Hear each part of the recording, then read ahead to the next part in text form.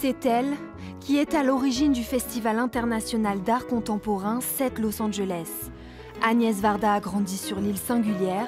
C'était donc une évidence pour la peintre américaine Barbara Carrasco de l'immortaliser sur un mur de la ville.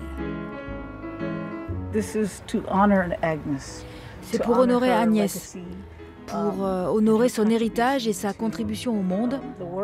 C'est un petit hommage pour elle. Je pense que c'était une grande dame. Je sais pourquoi elle aimait cet endroit, parce que tout le monde est si proche, solidaire.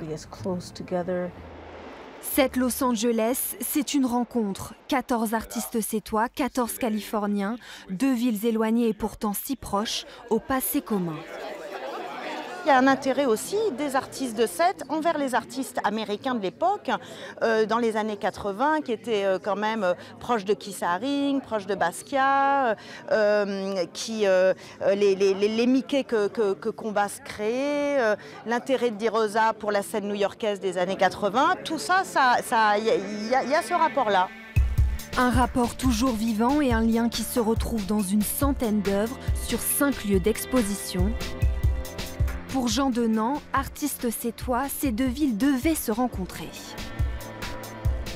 On sait que le marché de l'art se fait plutôt à New York, on sait que chez nous, c'est Paris qui domine, mais on peut exister et on peut avoir une vraie présence artistique en habitant des cités où l'oisiveté paraît être le premier des choix.